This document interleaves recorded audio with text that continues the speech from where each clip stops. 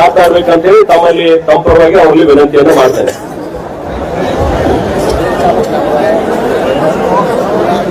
बोलो भारत माता की ರೈತರ ಹೋರಾಟಕ್ಕೆ ಕಬ್ಬು ಬೆಳೆಗಾರರ ಹೋರಾಟಕ್ಕೆ ಆತ್ಮೀಯ ರೈತ ಬಾಂಧವರೇ, ಇವತ್ತು ಬೆಳಗ್ಗೆನೂ ಸಹ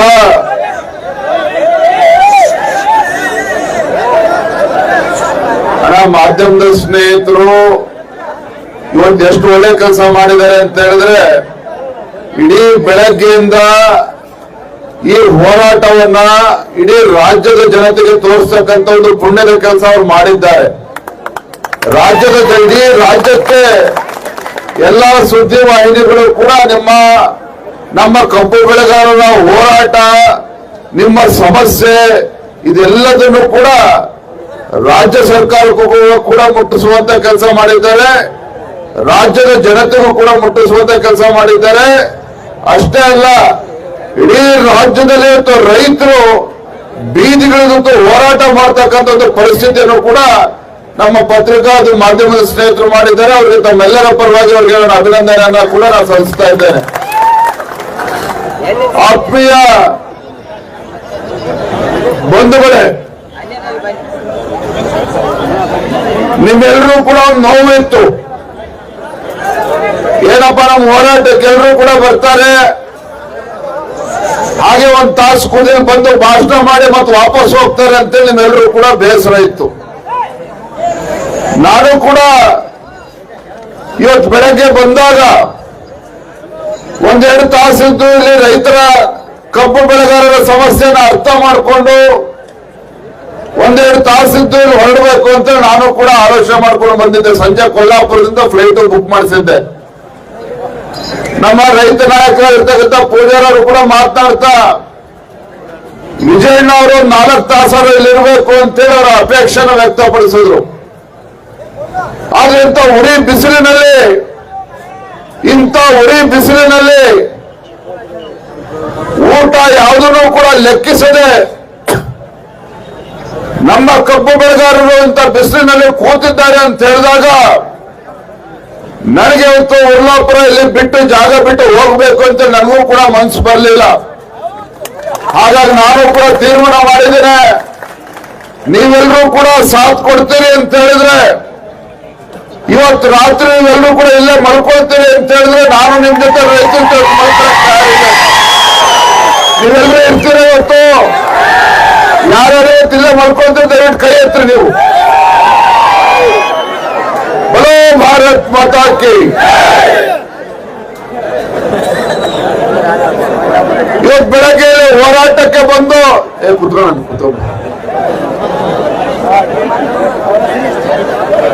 ಮಧ್ಯಾಹ್ನದ ಮೇಲೆ ಶುಗರ್ ಕಮಿಷನರ್ ಜೊತೆ ನಾನು ಮಾತನಾಡಿದ ದೂರವಾಣಿ ಮುಖೇನ. ನಾನು ಈ ಜಾಗದಿಂದ ಮಾಧ್ಯಮದಲ್ಲಿ ಚೂರೆಲ್ಲ ಕೂತ್ಕೊಂಡ್ಬಿಡೋಣ, ಕ್ಯಾಮ್ರಾ ಇತ್ತು ಮಾಧ್ಯಮ ಸ್ನೇಹಿತಲ್ಲ ಕೂತ್ಕೊಂಡ್ಬಿಡಿ ದಯವಿಟ್ಟು, ಸೆಟ್ ಮಾಡಿ ಕೂತ್ಕೊಂಡ್ಬಿಡಿ ದಯವಿಟ್ಟು. ನೀವು ಕೂತ್ಕೊಂಡ್ಬಿಡೋಣ ದಯವಿಟ್ಟು, ಕೂರ್ತಾ ತಡೆಯಪ್ಪ. ನಾನು ಕೂಡ ಮಧ್ಯಾಹ್ನ ಇಲ್ಲೇ ರಾಗಿ ಅಂಬ್ಲಿ ಕುಡಿದು ಕಟಕರು ರೊಟ್ಟಿ ತಿನ್ಕೊಂಡು ನಾನು ಈ ಜಾಗದಿಂದ ಮಧ್ಯಾಹ್ನ ಬೇರೆ ಕಡೆ ಹೊರಟೆ. ದಾರಿ ಉದ್ದಕ್ಕೂ ಸಹ ಜಿಲ್ಲಾಧಿಕಾರಿಗಳ ಜೊತೆ ಸುಮಾರು 3:45 ಗಂಟೆ ಅವ್ರ ಜೊತೆನೂ ಕೂಡ ಚರ್ಚೆ ಮಾಡಿದ್ದೇನೆ. ಬೆಳಗಾವಿ ಜಿಲ್ಲಾಧಿಕಾರಿಗಳ ಜೊತೆ ಜಿಲ್ಲಾಧಿಕಾರಿಗಳಿಗೆ ಎಚ್ಚರಿಕೆಯನ್ನ ನೀಡುವಂತ ಕೆಲಸ ಮಾಡಿದ್ದೇನೆ. ಇವತ್ತು ರೈತರನ್ನ ಬಹಳ ಹಗುರವಾಗಿ ತೆಗೆದುಕೊಂಡಿದ್ದಾರೆ ರಾಜ್ಯ ಸರ್ಕಾರ. ಯಾವುದೇ ಕಾರಣಕ್ಕೂ ಈ ನಾಡಿಗೆ ತುರ್ತು ಅನ್ನವನ್ನ ಕೊಡ್ತಕ್ಕಂಥ ರೈತ ಕಬ್ಬು ಬೆಳೆಗಾರರನ್ನ ಬಹಳ ಹಗುರವಾಗಿ ತೆಗೆದುಕೊಳ್ಬೇಡಿ, ರೈತರನ್ನ ಹಗುರವಾಗಿ ತೆಗೆದುಕೊಳ್ಬೇಡಿ. ರೈತರನ್ನ ಎದುರಾಕೊಂಡ್ರೆ ಸರ್ಕಾರಕ್ಕೆ ಉಳಿಗಾಲ ಇಲ್ಲ. ಹಾಗಾಗಿ ನಿಮ್ಮ ಮುಖ್ಯಮಂತ್ರಿಗಳಿಗೆ ಮಾತನಾಡಿ ಸಂಬಂಧಪಟ್ಟಂತ ಸಚಿವರಿಗೆ ಮಾತಾಡಿ, ಉಸ್ತುವಾರಿ ಸಚಿವರಿಗೆ ಮಾತನಾಡಿ, ಇವತ್ತು ಗುಲ್ಲಾಪುರದ ಹೊತ್ತಿನ ರೈತರು ಕಬ್ಬು ಬೆಳೆಗಾರರು ಪ್ರತಿಭಟನೆ ಮಾಡ್ತಾ ಇದ್ದಾರೆ. ಈ ಪ್ರತಿಭಟನೆ ಕಿಚ್ಚು ಹೇಗೆ ದಿನೇ ದಿನೇ ದಿನೇ ದಿನೇ ಆಗ್ತಾ ಇದೆ ಅಂತ ಹೇಳಿದ್ರೆ, ಇವತ್ತು ಗೋಕಾಕಲ್ಲಿ ಹೋರಾಟ ಪ್ರಾರಂಭ ಆಗಿದೆ, ಇವತ್ತು ಬೈಲಹೊಂಗಲದಲ್ಲಿ ಹೋರಾಟ ಪ್ರಾರಂಭ ಆಗಿದೆ, ಚಿಕ್ಕೋಡಿನಲ್ಲಿ ಹೋರಾಟ ಪ್ರಾರಂಭ ಆಗಿದೆ, ಹುಕ್ಕೇರಿನಲ್ಲಿ ಅಥಣಿಯಲ್ಲೂ ಕೂಡ ಕಬ್ಬು ಬೆಳೆಗಾರರು ಬೀದಿಗಿಳಿದು ಹೋರಾಟವನ್ನು ಈಗಾಗಲೇ ಪ್ರಾರಂಭ ಮಾಡಿದ್ದಾರೆ. ಇನ್ನೂ ಕೂಡ ರಾಜ್ಯ ಸರ್ಕಾರ ಕಬ್ಬು ಬೆಳೆಗಾರರ ಬಗ್ಗೆ ನಿರ್ಲಕ್ಷ್ಯವನ್ನ ತೋರಿದ್ರೆ ಆ ಭಗವಂತ ಬಂದರೂ ಕೂಡ ನಿಮ್ಮ ಸರ್ಕಾರವನ್ನ ರಕ್ಷಣೆ ಮಾಡೋದಕ್ಕೆ ಸಾಧ್ಯ ಇಲ್ಲ. ಆ ಭಗವಂತ ಬಂದರೂ ಕೂಡ ಸರ್ಕಾರವನ್ನು ರಕ್ಷಣೆ ಮಾಡೋದಕ್ಕೆ ಸಾಧ್ಯ ಇಲ್ಲ. ಹಾಗಾಗಿ ನಾನಿಲ್ಲಿರ್ತಕ್ಕಂಥ ನಮ್ಮ ಬೆಳಗಾವಿ, ಬಾಗಲಕೋಟೆ, ಬಿಜಾಪುರ ಜಿಲ್ಲೆಯ ಕಬ್ಬು ಬೆಳೆಗಾರರ ಪರವಾಗಿ ಈ ರಾಜ್ಯದ ಗೌರವಯುತ ಮುಖ್ಯಮಂತ್ರಿಗಳಿಗೆ ಕೈ ಜೋಡಿಸಿ ವಿನಂತಿ ಮಾಡ್ತಾ ಇದ್ದೇನೆ. ಕಬ್ಬು ಬೆಳೆಗಾರರ ನಿರ್ಲಕ್ಷ್ಯವನ್ನ ಮಾಡಬೇಡಿ. ಇವತ್ತೇನು ಸಮಾಧಾನದಿಂದ ನಮ್ಮ ಕಬ್ಬು ಬೆಳೆಗಾರರು ಹೋರಾಟ ಮಾಡ್ತಾ ಇದ್ದಾರೆ. ಹೋರಾಟದ ಕಿಚ್ಚು ಇವತ್ತಾಗಲೇ ಬೇರೆ ಬೇರೆ ತಾಲೂಕಲ್ಲಿ ಕಿಚ್ಚು ಉಜ್ವಲ ಜ್ವಾಲೆಯಾಗಿ ಹರಡ್ತಾ ಇದೆ. ಇನ್ನೂ ಕೂಡ ನೀವು ಹಾಗೆ ಕಣ್ಮುಚ್ಕೊಂಡು ಬೆಂಗಳೂರಿಗೆಲ್ಲೇ ಕೂತಿದ್ರೆ ಇವತ್ತು ಈ ಜ್ವಾಲೆ ಏನಿದೆ, ಇವತ್ತು ಬೆಂಗಳೂರು ವಿಧಾನಸೌಧನೂ ಕೂಡ ಸುಡ್ತಕ್ಕಂಥ ಶಕ್ತಿ ಜ್ವಾಲೆಗಿದೆ. ಹಾಗಾಗಿ ನಾನು ರಾಜ್ಯ ಸರ್ಕಾರಕ್ಕೆ ಆಗ್ರಹ ಮಾಡ್ತೇನೆ, ಇವತ್ತು ನಾಳೆನೆ ನಮ್ಮ ರೈತರ ಮುಖಂಡರನ್ನ ಕೂರಿಸಿ ಒಂದು ವೇದಿಕೆ ನಿರ್ಮಾಣ ಮಾಡಿ ರೈತ ಮುಖಂಡರನ್ನ ಕರೆಸಿ ಈ ಸಮಸ್ಯೆಗೆ ಪರಿಹಾರ ಏನು ಅಂತ ಹೇಳೋದಕ್ಕೆ ಚರ್ಚೆ ಮಾಡಿ ಪರಿಹಾರವನ್ನ ಕಂಡುಕೊಳ್ತಕ್ಕಂಥ ನಿಟ್ಟಿನಲ್ಲಿ ಒಂದು ಒಳ್ಳೆಯ ವಾತಾವರಣ ನಿರ್ಮಾಣ ಮಾಡಬೇಕಾಗಿರ್ತಕ್ಕಂಥ ಕರ್ತವ್ಯ ರಾಜ್ಯ ಸರ್ಕಾರಕ್ಕೆ ನಾವು ಮಾಡಬೇಕು. ನಾನು ಮಧ್ಯಾಹ್ನ ಕೂಡ ಹೇಳಿದೆ, ಇವತ್ತು ಕಬ್ಬು ಬೆಳೆಗಾರರ ಹೋರಾಟ ನೆನ್ನೆ ಮೊನ್ನೆದಲ್ಲ, ಹಲವಾರು ವರ್ಷಗಳಿಂದ ಬೇರೆ ಬೇರೆ ಸಂದರ್ಭದಲ್ಲಿ ಹೋರಾಟಗಳು ಆಗಿರ್ತಕ್ಕಂಥದ್ದು. ವಿಠಲ್ ಅರ್ಬಾವಿ ಅವರು ಒಬ್ಬ ಕಬ್ಬು ಬೆಳೆಗಾರ ಆತ್ಮಹತ್ಯೆ ಮಾಡಿಕೊಂಡ್ರು, ಪ್ರಾಣ ಕಳ್ಕೊಂಡ್ರು. ಅವತ್ತು ಕೂಡ ಇದೇ ಸಿದ್ದರಾಮಯ್ಯ ರಾಜ್ಯದ ಮುಖ್ಯಮಂತ್ರಿಗಳಿದ್ರು. ಯಡಿಯೂರಪ್ಪರು ಏಕಾಂಗಿಯಾಗಿ ಹೋರಾಟ ಮಾಡಿ ಸದನದ ಹೊರಗಡೆ ಹೋರಾಟ ಮಾಡಿ ಅವತ್ತು 150 ರೂಪಾಯಿ ಹೆಚ್ಚು ದರವನ್ನು ಕೊಡಿಸ್ತಕ್ಕಂಥ ಕೆಲಸ ಪುಣ್ಯಾತ್ಮ ರೈತ ನಾಯಕ ಯಡಿಯೂರಪ್ಪರು ಮಾಡಿದ್ದಾರೆ. ಈರಣ್ಣ ಕಬಾಡಿ ಅವರು ಹೇಳಿದ್ರು, ನಾವು ಪ್ರಾಮಾಣಿಕವಾಗಿ ಮಾತನ್ನು ಹೇಳ್ತೇನೆ, ನಾನಿವತ್ತು ನಿನ್ನೆ ರಾತ್ರಿ ಎಲ್ಲಿವತ್ತು ಪಾಪ ಅವನು ರೈತ ವಿಷ ತೆಗೆದುಕೊಂಡಿದ್ದಾನೆ ಇಲ್ಲಿ ಅಂತೇಳಿ ಗೊತ್ತಾದ ತಕ್ಷಣ ನನ್ನ ಮನಸ್ಸು ಕೂಡ ತಡಿಲಿಲ್ಲ. ಬೆಳಗ್ಗೆ ಎದ್ದು ನಮ್ಮೆಲ್ಲ ಮುಖಂಡರೊಂದಿಗೆ ಬೆಳಗ್ಗೆ 4 ಗಂಟೆಗೆ ಹೊರಟು ಬಂದಿದ್ದೇನೆ. ನಾನು 1-2 ತಾಸಿದ್ದು ಹೋಗ್ಬೇಕು ಅಂತ ಬಂದಾಗ ನಿಜವಾಗ್ಲೂ ಕೂಡ ನಮ್ಮ ಮುಗ್ಧ ರೈತರು ಯಾವ ಸಂಕಷ್ಟದಲ್ಲಿದ್ದಾರೆ ನಿಮ್ಮ ನೋಡಿದಂತ ಸಂದರ್ಭದಲ್ಲಿ ನನ್ನ ಮನಸ್ಸು ಕೂಡ ಕರಗೋಯ್ತು. ಹಾಗಾಗಿ ಇವತ್ತು ನಾನು ಹೇಳ್ತೇನೆ, ರಾಜ್ಯದ ಮುಖ್ಯಮಂತ್ರಿಗಳಿರಲಿ, ಉಸ್ತುವಾರಿ ಸಚಿವರಿರಲಿ, ಸಕ್ಕರೆ ಸಚಿವರಿರಲಿ, ಆ ಸಚಿವರ ಜೊತೆನೂ ಕೂಡ ನಾನು ಮಾತನಾಡಿದ್ದೇನೆ.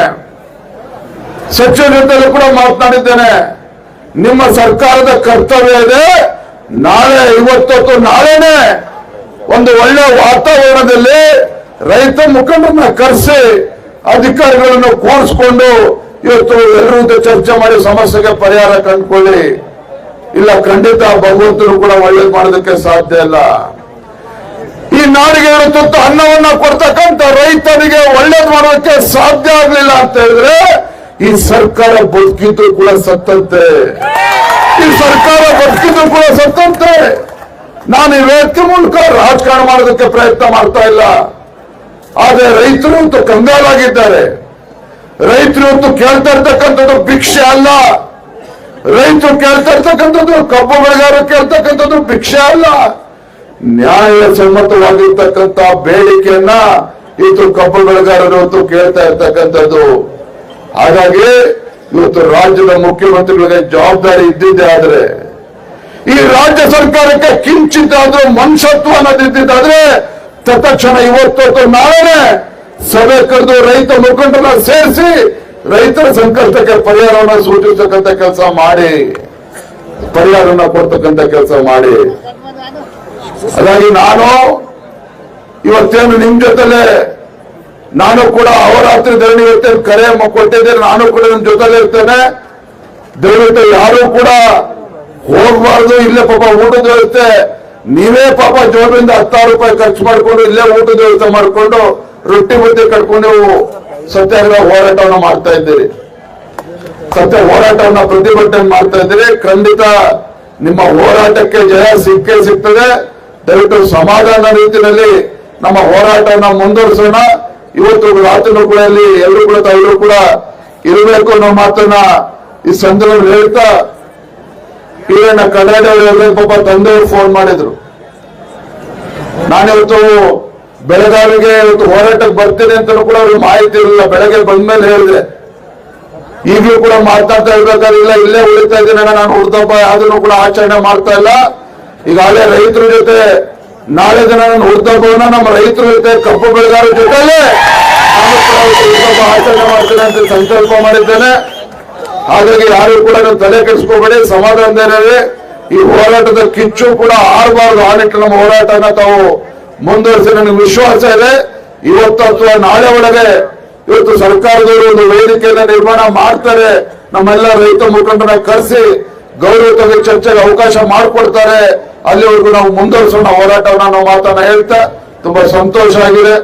ಇಷ್ಟೊಂದು ದೊಡ್ಡ ಸಂಖ್ಯೆಯಲ್ಲಿ, ಯಾಕೆಂತ ಹೇಳಿದ್ರೆ ಪಾಪ ನಮ್ಮ ಪೂಜಾರವರು ಎಲ್ಲರೂ ಕೂಡ ಹೇಳ್ತಾರೆ, ಸ್ವಾಮಿಯವರು ಕೂಡ ಹೇಳ್ತಾ ಇದ್ರು, ನಿಮ್ಗೆ ಯಾರು ಕೂಡ ಇಲ್ಲಿ ರೊಕ್ಕ ಕೊಟ್ಟು ಯಾರನ್ನೂ ಕೂಡ ಕರ್ಕೊಂಡ್ ಬಂದಿಲ್ಲ. ಹೌದ್ ತಾನೆ? ನಿಮ್ಗೆ ಯಾರು ಕೂಡ ರೊಕ್ಕ ಕೊಟ್ಟೆ ಕರ್ಕೊಂಡ್ ಬಂದಿಲ್ಲ. ನೀವೇ ನಿಮ್ ಮೋಟರ್ ಬೇಕು ಗಾಡಿ ಎಲ್ಲವನ್ನು ತೆಗೆದುಕೊಂಡು ನೀವೇ ಸ್ವತಃ ನೀವು ಆಸಕ್ತಿನ ವಹಿಸ್ಕೊಂಡು ಇವತ್ತು ರೈತರ ಸಂಕಟಕ್ಕೆ ಸ್ಪಂದನೆ ಮಾಡಬೇಕು ಅಂತ ಎಲ್ಲರೂ ಕೂಡ ತಾವು ಬಂದಿದ್ದೀರಿ. ನಿಮ್ಮ ಹೋರಾಟಕ್ಕೆ ಜಯ ಸಿಗಲಿ ಅಂತ ನಾನು ಕೂಡ ಶುಭವನ್ನು ಹಾರೈಸ್ತಾ ನಿಮ್ಮೆಲ್ಲರೂ ಕೂಡ ಒಂದಿಸಿ ಮಾತನ್ನು ಮುಗಿಸ್ತೇನೆ. ಬಲೋ ಭಾರತ್ ಮಾತಾ ಕಿ, ಬಲೋ ಭಾರತ್ ಮಾತಾ ಕಿ. ರೈತ ಪರ ಹೋರಾಟಕ್ಕೆ, ಕಬ್ಬು ಬೆಳೆಗಾರರ ಹೋರಾಟಕ್ಕೆ. ನಮಸ್ಕಾರ. ನಿಮ್ಮ ಸಮಸ್ಯೆಗಳ ಬಗೆಹರಿಯವರಿಗೆ ನಿಮ್ಮ ಜೊತೆ ಸದಾಕಾಲ ನಿಂತ್ಕೊಳ್ತೀನಂತೇಳಿ ಭರವಸೆಯನ್ನ ನೀಡಿ ಹೋರಾಟಕ್ಕೆ ಬೆಂಬಲವನ್ನು ಸೂಚಿಸಿ ಮಾತನಾಡಿರ್ತಕ್ಕಂಥ ಬಿಜೆಪಿ ಪಕ್ಷದ ರಾಜ್ಯಾಧ್ಯಕ್ಷರಾಗಿರ್ತಕ್ಕಂಥ ಆತ್ಮೀಯರಾಗಿ ಸನ್ಮಾನಿಸಿ BY ವಿಜೇಂದ್ರ ಸರ್ ಅವರಿಗೆ ಜೋರಾದ ಚಪ್ಪಾಳೆ ಮೂಲಕ ಧನ್ಯವಾದಗಳು ಸಲ್ಲಿಸಿ